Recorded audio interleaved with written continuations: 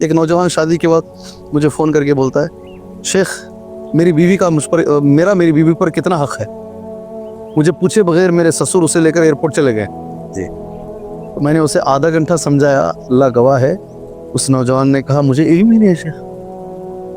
میں کچھ اور سمجھ رہا تھا اور حقیقت میں ہمارا دین کچھ اور بول رہا ہے جی۔ اسے معلوم ہی نہیں ہے کہ ہم خریدے نہیں ہیں لڑکی کو۔ اللہ کے نبی صلی اللہ علیہ وسلم نے جو جملہ کہا عرفہ کے میدان میں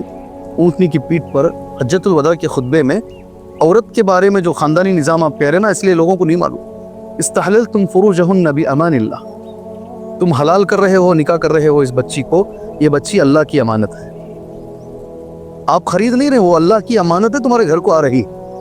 یہ جب تک مرد کو نہیں معلوم ہوگا اور یہ نہیں معلوم ہوگا کہ اس کا میرے اوپر حق کیا ہے، میرا اس کے اوپر حق کیا ہے،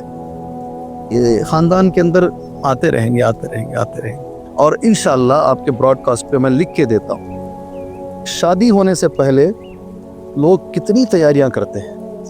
میں تو ایسا بھی دیکھا ہوں ایک سال انتظار کرتے ہیں، رشتہ ہو کر ایک سال تک تیاری چلتی ہے، 6 مہینے تیاری چلتی ہے، 3 مہینے تو چلیے نارمل ہے تیاری جی۔ میں یہ بولتا ہوں کیا کبھی زندگی میں 5 گھنٹے بیٹھ کر کبھی پڑھے کہ میرے نبی نے شوہر کو کیا کہا کہ بیوی کے حقوق کیا ہیں شادی ہونے سے پہلے؟ بیوی کبھی پڑھی کہ شوہر کے حقوق میرے اوپر کیا ہیں، میرے نبی نے کیا کہا ہے؟ بالکل، جب پڑھیں گے یہ مسئلے حل ہو جائیں گے انشاءاللہ، یہ میں آپ کو ریٹنگ میں دوں گا انشاءاللہ۔ ہاں نہیں پڑھتے ہیں اس لیے مسئلے حل نہیں ہو رہے۔